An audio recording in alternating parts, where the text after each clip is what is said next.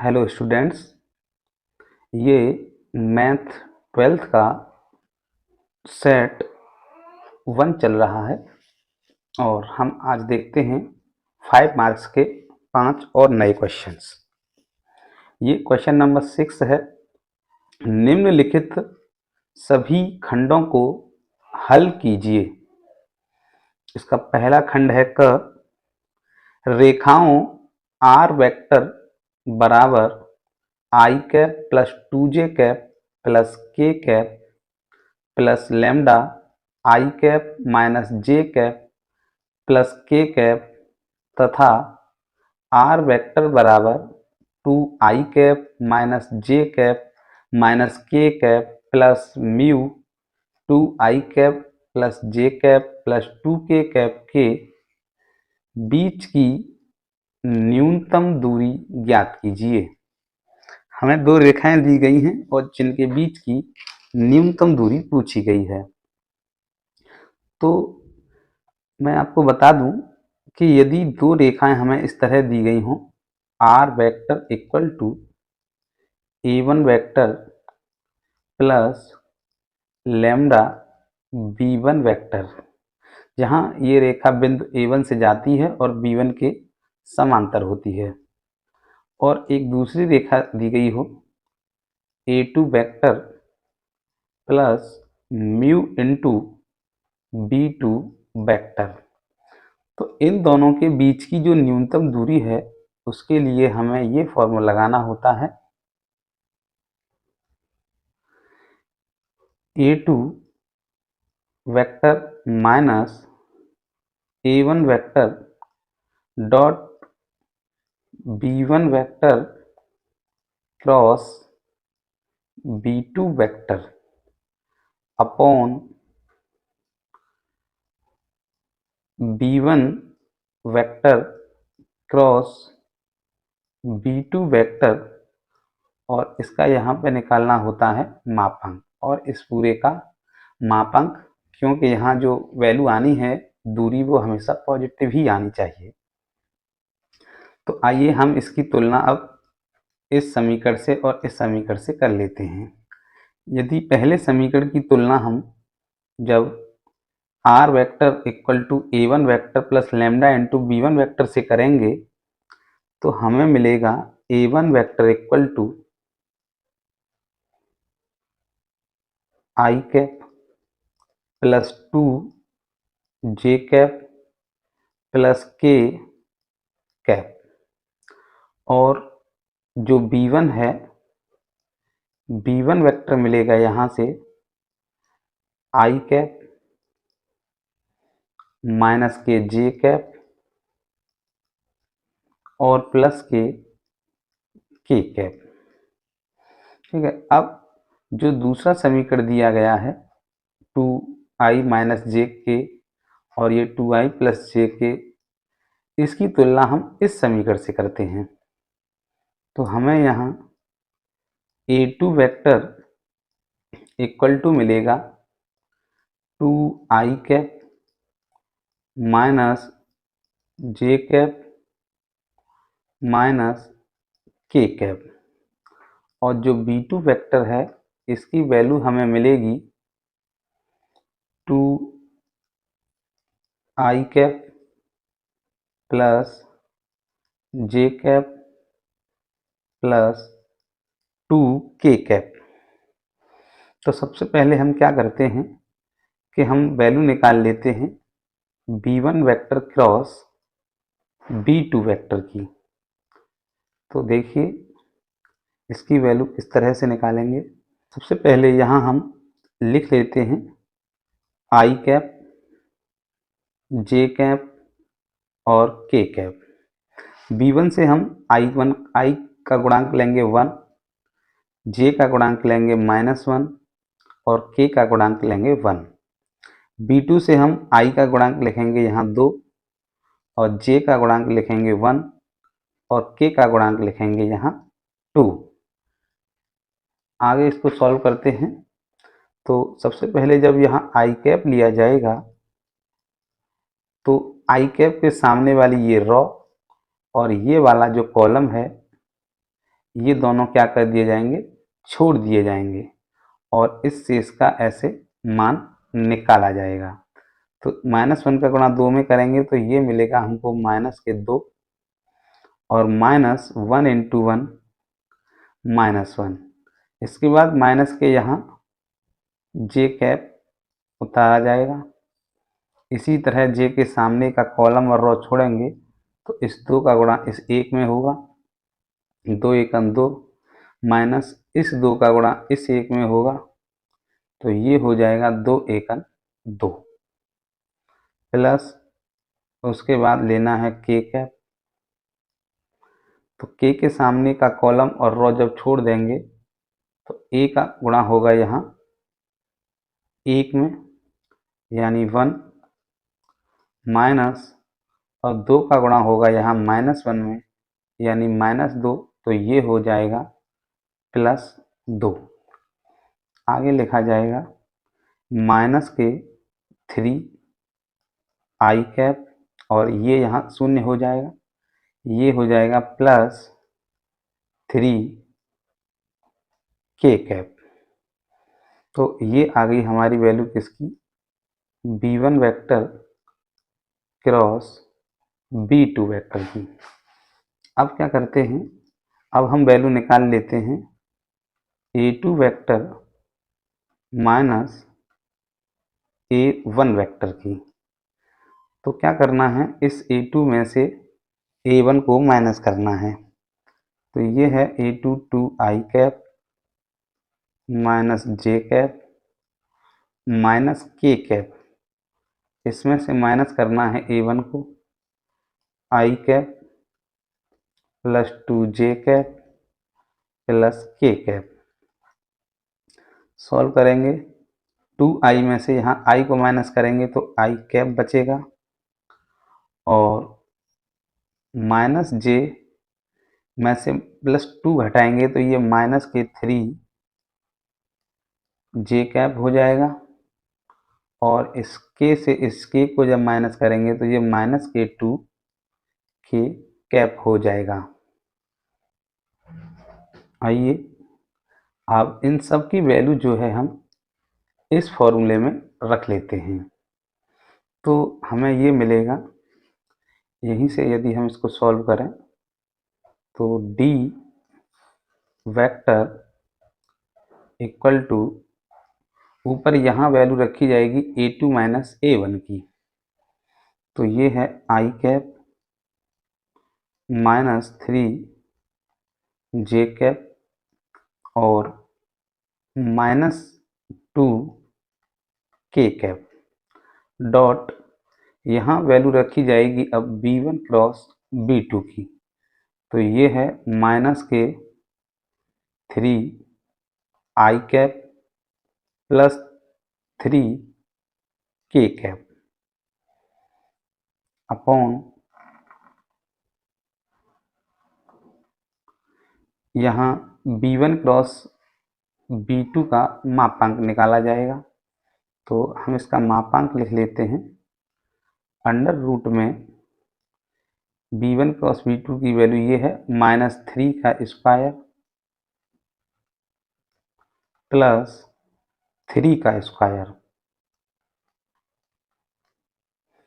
आगे सॉल्व करते हैं इसको, यहाँ i का गुणा डॉट प्रोडक्ट करेंगे 3i के साथ तो -3 हो जाएगा और j का कोई गुणांक नहीं है तो ये शून्य हो जाएगा, -2 और +3 का जब मल्टीप्लाई करेंगे तो ये -6 हो जाएगा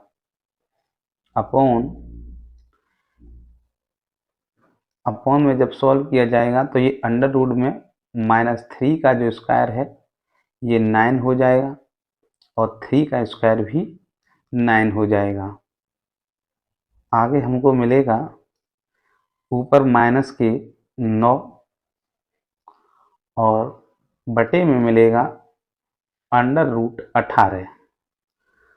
आगे जब इसको सॉल्व करेंगे तो यहाँ क्या है, ये दूरी हमेशा पॉजिटिव होती है तो ये क्या होगा, ये जो मॉडुलस है इससे केवल इसकी वैल्यू 9 लिखी जाएगी और अंडर रूट 18 को यदि हम 9 गुणा 2 में तोड़ देते हैं और इसका स्क्वायर रूट लेते हैं तो ये 3√2 हो जाएगा, और 3 से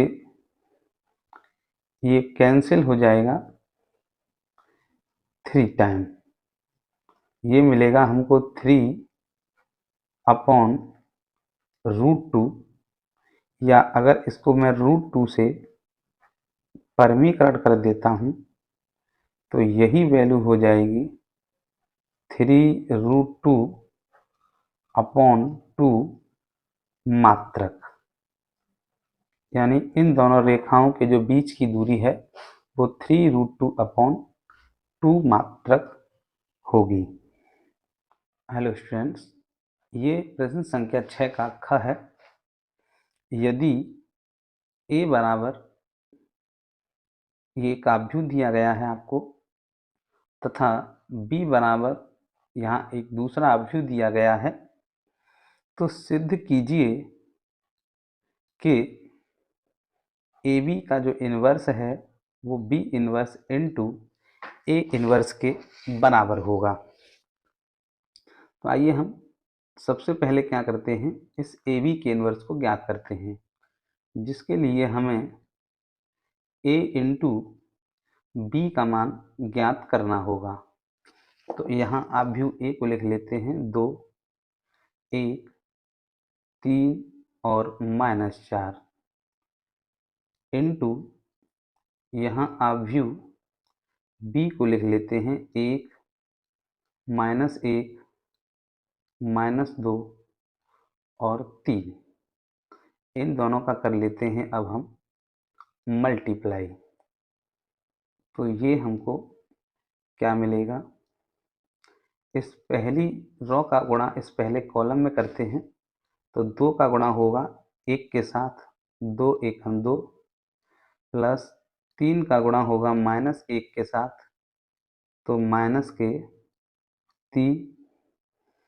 इस 2 का गुणा अब इस कॉलम में करेंगे तो -2 के साथ होगा -4, प्लस इस 3 का गुणा इस 3 के साथ करेंगे तो ये होगा 9। इस दूसरी रो का गुणा इस पहले कॉलम में करते हैं तो ये 1 का गुणा यहाँ होगा 1 के साथ, तो 1, -4 का गुणा जब -1 में करेंगे तो +4। दूसरे कॉलम में करने पर इस 1 का गुणा इस -2 के साथ होगा तो -2, प्लस और इस -4 का गुणा 3 के साथ करेंगे तो -12।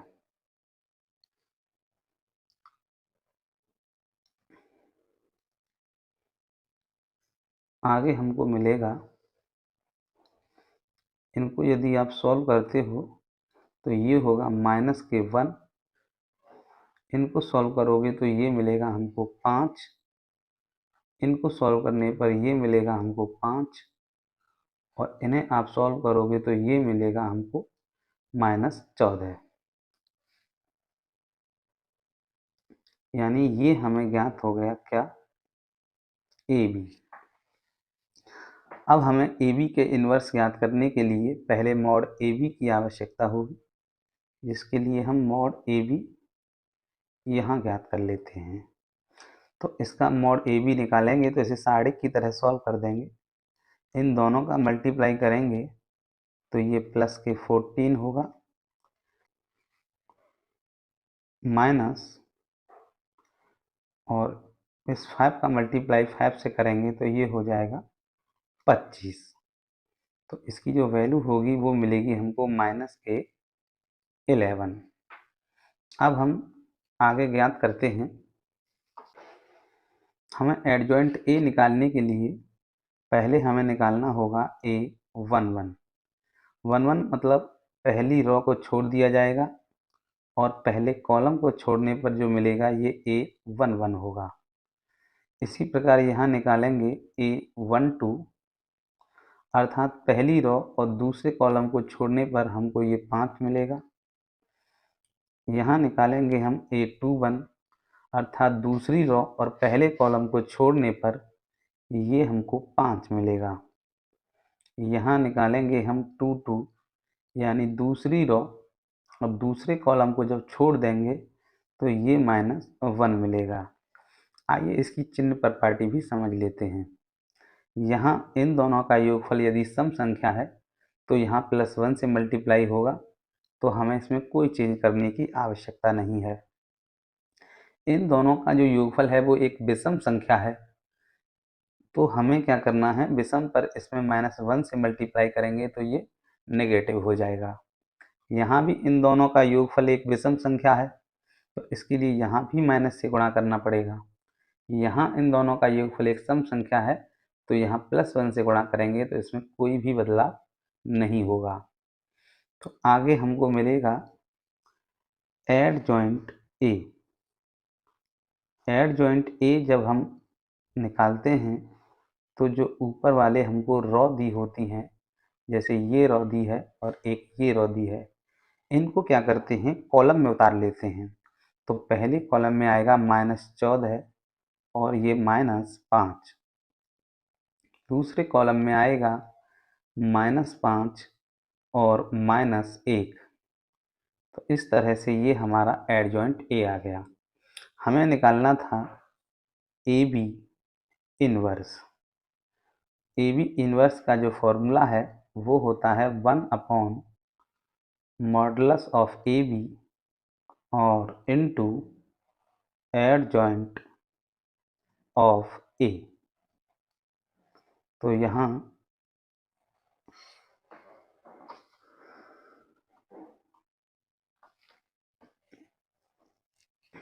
1 तो हमारी जो वैल्यू थी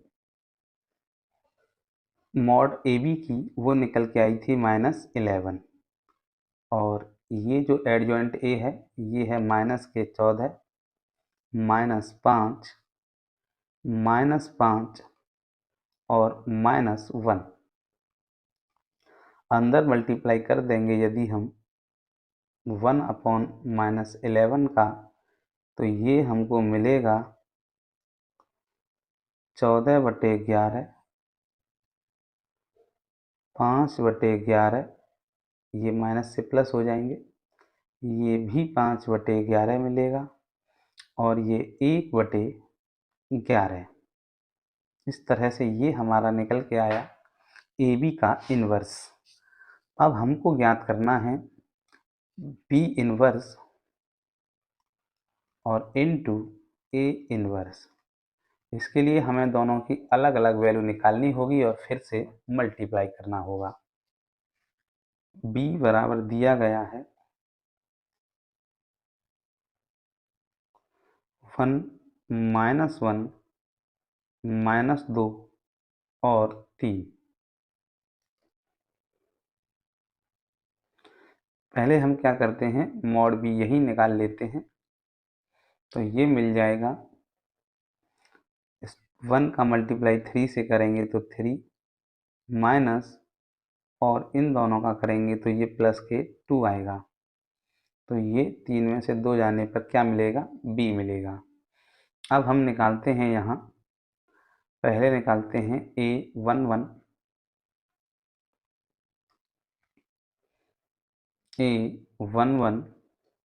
बराबर हो जाएगा पहली रो और पहले कॉलम को छोड़ने पर 3, A12 यानी पहली रो और दूसरा कॉलम छोड़ने पर ये -1, A21 दूसरी रो पहला कॉलम छोड़ने पर ये 1, A22 दूसरी रो और दूसरा कॉलम छोड़ने पर, यहाँ दूसरी रो और पहला कॉलम छोड़ने पर माइनस के 2 मिलेगा, और यहाँ दूसरी रो और दूसरा कॉलम छोड़ने पर 1 मिलेगा।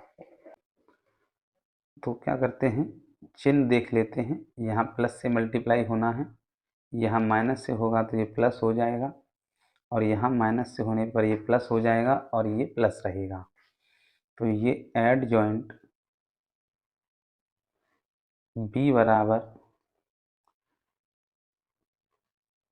इस पहली रो को पहले कॉलम में लिखते हैं 3 और 1, दूसरी रो को दूसरे कॉलम में लिखते हैं तो 2 और 1, तो B इनवर्स बराबर हो जाएगा 1/mod B into adjoint A, या यहाँ B है तो B ले लेते हैं, जिसकी वैल्यू होगी 1/1, और ये हो जाएगा 3 1 2 1। आइए अब हम ज्ञात करते हैं A इनवर्स। तो हमें A बराबर दिया गया है 2 1 3 -4, तो मॉड A यही ज्ञात कर लेते हैं। तो इसकी वैल्यू होगी -8, इन दोनों का मल्टीप्लाई किया और 3 का 1 में किया तो -3, या ये कहें कि मॉड A की जो वैल्यू है वो क्या है, -11 है। आइए इसका एडजॉइंट A निकालते हैं। A 1 1 इक्वल टू, पहली रो और पहला कॉलम छोड़ने पर ये -4 है। A 1 2, पहली रो दूसरा कॉलम छोड़ने पर ये 1 है। A 2 1, दूसरी रो और पहला कॉलम छोड़ने पर ये 3 है। दूसरी रो और दूसरा कॉलम छोड़ने पर ये 2 है। इसकी चिन्ह प्रॉपर्टी देख लेते हैं। यहाँ मल्टीप्लाई होगा प्लस से, यहाँ माइनस से होगा, और यहाँ माइनस से होगा, यहाँ प्लस से होगा। तो adjoint of A equal to हो जाएगा, इस पहली रो को पहले कॉलम में उतारेंगे, -4 -1 -3 2। तो A इनवर्स ज्ञात करने के लिए फॉर्मूला लगाएंगे 1/mod A into adjoint A। ये हो जाएगा 1/mod A की वैल्यू -11, और ये हो जाएगा -4 -1 -3 2। -11 का अंदर गुणा करने पर हमें A इनवर्स मिलेगा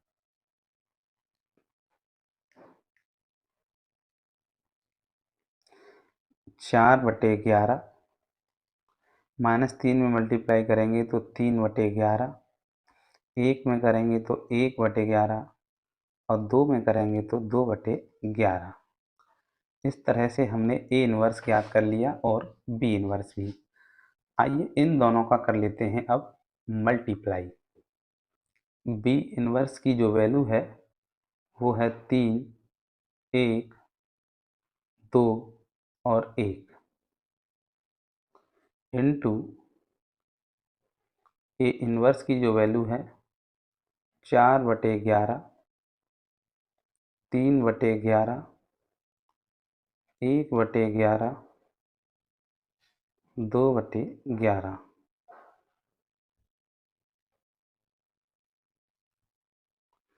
दोनों का मल्टीप्लाई करते हैं।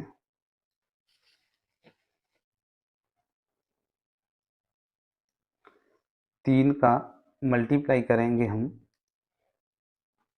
4/11 में, ये हो जाएगा 12/11, प्लस 2 का मल्टीप्लाई करेंगे 3 में, तो ये हो जाएगा, सॉरी, 2 का मल्टीप्लाई इस कॉलम में करेंगे तो यहाँ 1/11 में, तो ये 2/11।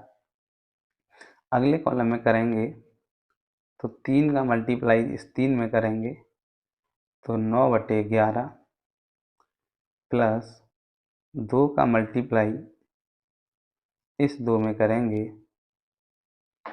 देखिए यहाँ ये थोड़ी सी मिस्टेक हुई थी, यहाँ -11 का मल्टीप्लाई 1/11 या 2 के साथ करेंगे तो यहाँ -2/11 आएगा। अब यदि हम इस 2 का मल्टीप्लाई इस -2/11 में 11 में करते हैं तो ये -4/11 हो जाएगा।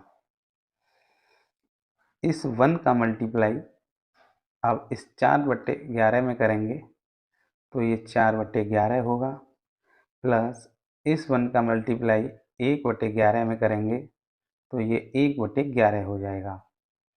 अब इस 1 का मल्टीप्लाई इस 3/11 में करेंगे तो ये 3/11 हो जाएगा, प्लस इस 1 का मल्टीप्लाई -2/11 में करेंगे तो ये -2/11 हो जाएगा।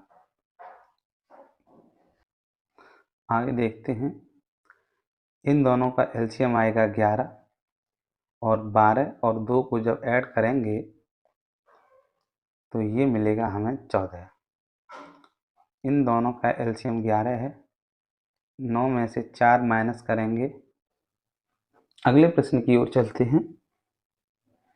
y बराबर cos की पावर 10x प्लस x की पावर x का अवकल गुणांक ज्ञात कीजिए। हमें क्या करना है, ये y बराबर फंक्शन दिया गया है और इसका अवकल गुणांक ज्ञात करना है। तो हम ये मान लेते हैं कि ये जो फंक्शन है y बराबर u प्लस v की फॉर्म में है, जहाँ u बराबर दिया गया है cos x की पावर 10x और v बराबर दिया गया है x की पावर x। तो हम क्या करते हैं, हमें इसका dy अपॉन अगर dx ज्ञात करना है तो dy अपॉन dx बराबर हो जाएगा, इसे u का डिफ्रेंसिएशन करेंगे x के सापेक्ष, du upon dx plus dv upon dx। हमें इसकी वैल्यू निकालनी होगी यहाँ, तो इसके लिए हम पहले इसे सॉल्व करते हैं और फिर इसे सॉल्व करते हैं।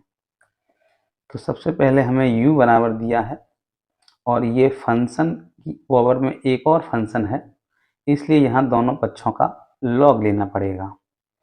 तो हम लेते हैं यहाँ लॉग u बराबर लॉग cos x की होल पावर 10x। आगे हो जाएगा ये लॉग u बराबर, हमने ये फॉर्मूला पढ़ा है कि लॉग m की पावर यदि n हो तो ये हो जाता है n log m। तो हम ऐसे लिख सकते हैं, ये m की जगह यहाँ cos है और n की जगह tan है, तो ये हो जाएगा 10 इंटू लॉग cos x। अब इसका डिफ्रेंसिएशन करते हैं x के सापेक्ष, तो log u का डिफ्रेंसिएशन होगा 1/u इंटू u का फिर से करेंगे तो du upon dx equal to, यहाँ इस फंक्शन को मान लेते हैं हम फर्स्ट और इस पूरे फंक्शन को मान लेते हैं सेकंड फंक्शन। तो ये हो जाएगा, फर्स्ट फंक्शन को ज्यों का त्यों उतारेंगे इनटू सेकंड का यदि डिफरेंशिएशन करेंगे तो ये होगा 1/cos x into cos x का फिर से करेंगे तो माइनस के sin x, प्लस अब सेकंड फंक्शन को ज्यों का त्यों लिखते हैं और फर्स्ट का डिफरेंशिएशन यानी tan x का करते हैं तो ये मिलेगा हमको sec स्क्वायर x। तो आगे हो जाएगा ये du अपॉन dx बराबर इस u को इधर लिख लेंगे u ब्रैकेट, ये होगा 10x इंटू, यहाँ साइन अपॉन कॉस है तो ये माइनस के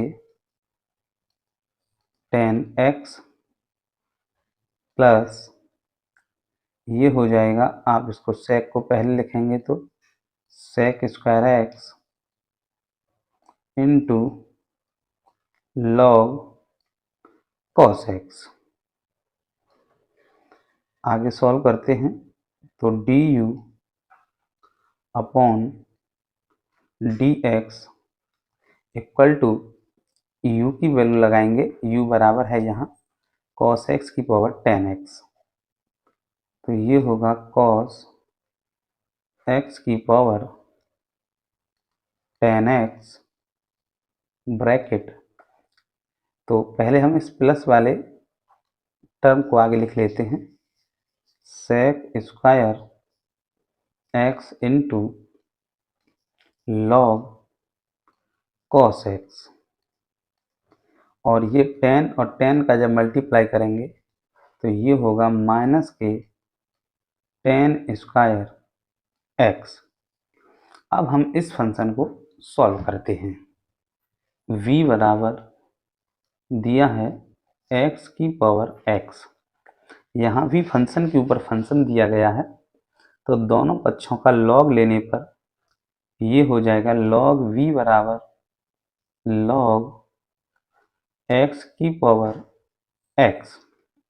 यहाँ भी हम x log m की पावर n का जब फॉर्मूला लगाएंगे तो हमें मिलेगा log v बराबर x इंटू लॉग x।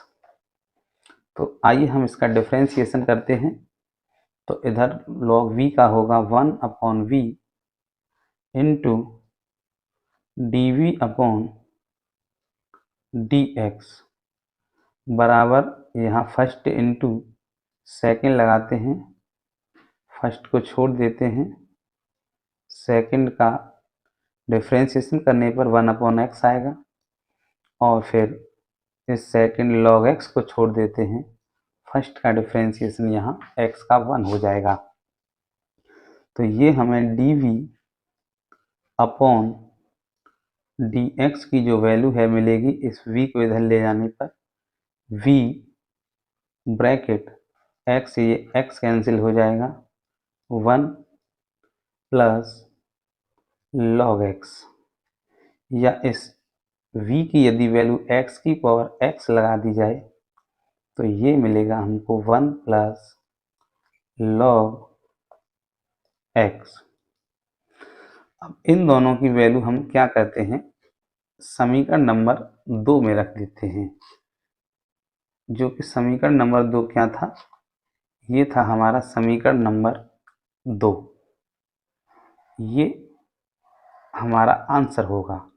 तो दोनों की वैल्यू हमको क्या करना है, प्लस करके लिख देनी है, और यही हमारा आंसर हो जाएगा। यानी हमारे आंसर में क्या आएगा, एक तो ये आएगा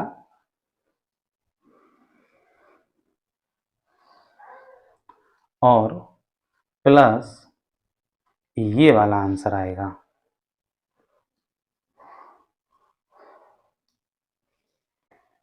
अगला प्रश्न देखते हैं, ये प्रश्न संख्या घ है, छठे प्रश्न का।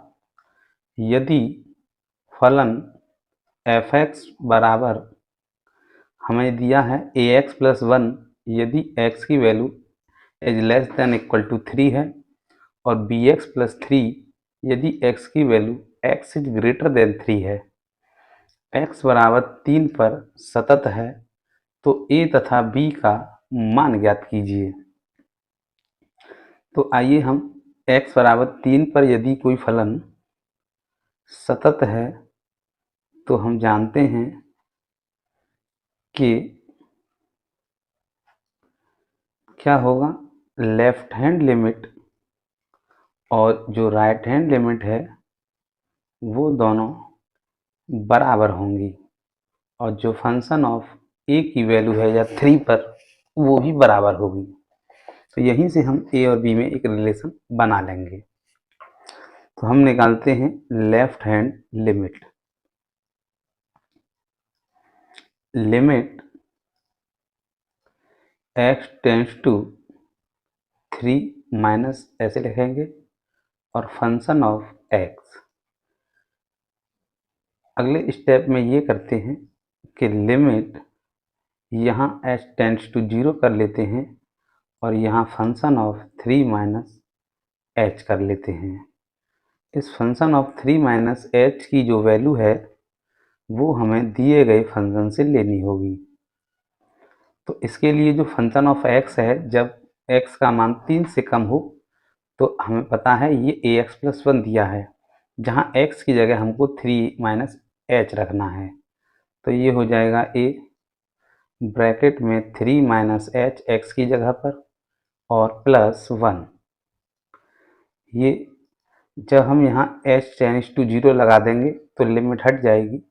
ये हो जाएगा a 3 माइनस 0 प्लस 1, यानी जो लेफ्ट हैंड लिमिट है वो मिलेगी हमको 3a plus 1।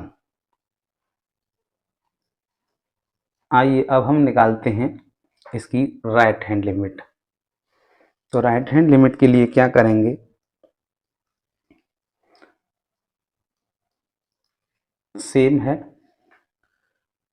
Limit x tends to 3 plus function of x। अगले स्टेप में यहाँ h टेंड्स टू 0 कर लेते हैं और यहाँ फंक्शन ऑफ 3 प्लस h कर लेते हैं। इस फंक्शन ऑफ 3 प्लस h की वैल्यू दिए गए फंक्शन से ज्ञात करते हैं। तो ये हो जाएगा कि 3 प्लस h यानी 3 से कुछ ज़्यादा है वैल्यू, तो फंक्शन का मान bx प्लस 3 होगा और x की जगह पर हम 3 प्लस h रखेंगे और प्लस होगा ये 3। h की जगह पर 0 लगाने पर लिमिट हट जाएगी। b ब्रैकेट में 3 प्लस 0 प्लस 3 बराबर 3b प्लस 3। ये होगी राइट हैंड लिमिट। अब यदि x बराबर 3 पर फलन सतत है तो ये दोनों ही लिमिट जो हैं बराबर होनी चाहिए, यानी हम कह सकते हैं कि 3a प्लस 1 बराबर होगा 3b प्लस 3 के, या 3a बराबर होगा 3b प्लस 3 माइनस 1,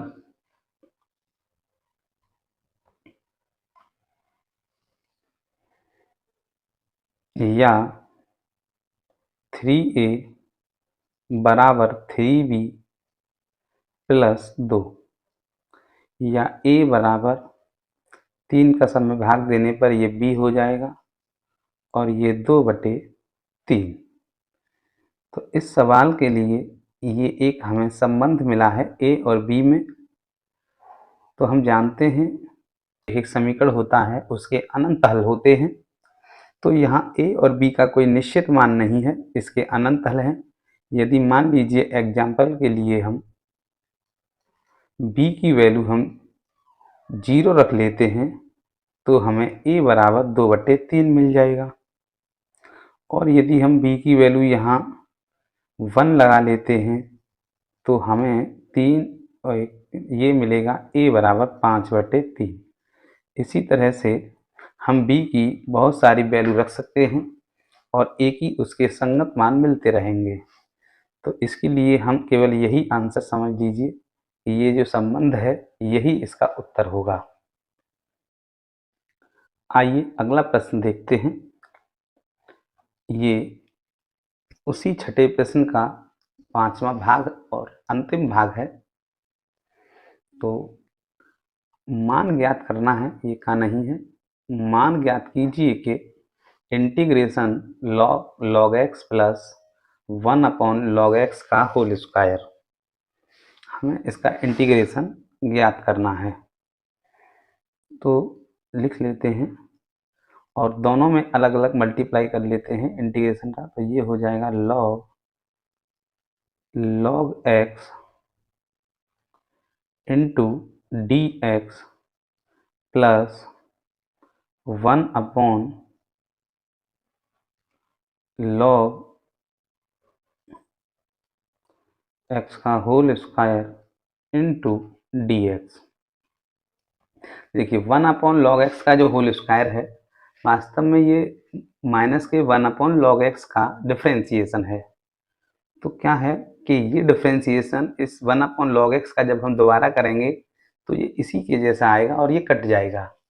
इसलिए केवल हमें क्या करना है, इस पार्ट का ही केवल इंटीग्रेशन करना है, ये स्वयं ही कट जाएगा। तो हम इसका इंटीग्रेशन देखते हैं।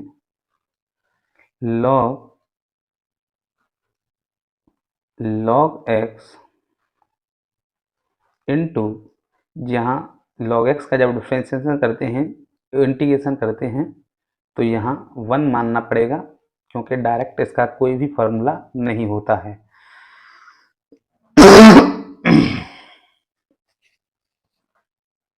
प्लस इंटीग्रेशन 1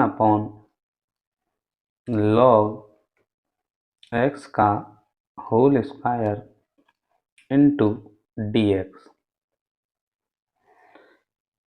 यहाँ क्या करना है, हमें फर्स्ट इंटू सेकेंड का इंटीग्रेशन का फॉर्मूला लगाना है। तो ये जो 1 है इसको माना जाएगा सेकेंड फंक्शन और इस log x को माना जाएगा फर्स्ट फंक्शन। तो हमारा फॉर्मूला होता है first function integration of second minus integration D over D x first integration second और इस पूरे का फिर से इंटीग्रेशन। इसी फॉर्मूले को लगाते हैं। फर्स्ट फंक्शन यानी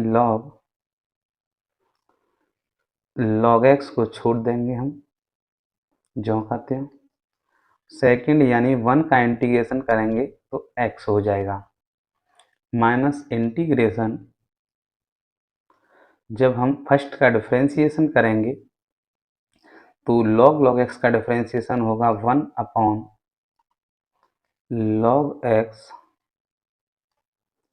इंटू log x का दोबारा करना पड़ेगा तो ये 1/x इंटू यहाँ सेकेंड का इंटीग्रेशन है तो सेकेंड यानी 1 का इंटीग्रेशन x हो जाएगा इंटू डी एक्स, और यहाँ x से x कैंसिल हो जाएगी।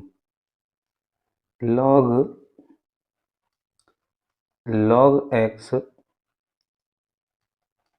इंटू x माइनस ये बचेगा इंटीग्रेशन 1/log x इंटू 1 और पूरे का इंटीग्रेशन।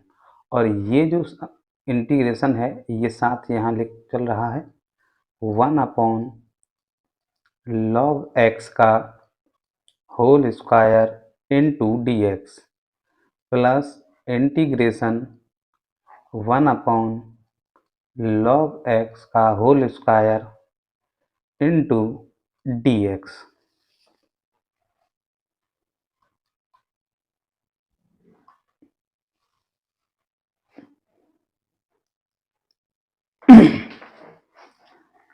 तो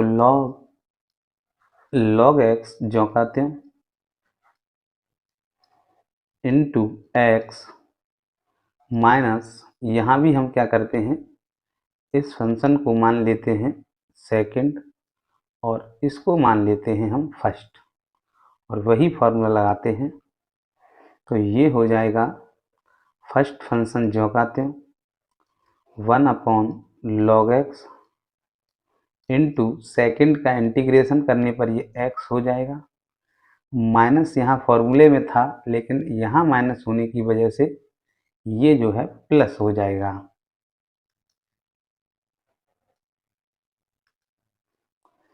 इंटीग्रेशन फर्स्ट का डिफरेंशिएशन करेंगे तो ये होगा माइनस के 1 लॉग एक्स का होल स्क्वायर इंटू सेकेंड का, सॉरी अभी ये लॉग एक्स है, इसका डिफरेंशिएशन एक और बार करना पड़ेगा तो 1/x, और सेकेंड का जब इंटीग्रेशन करेंगे 1 का तो ये भी आएगा x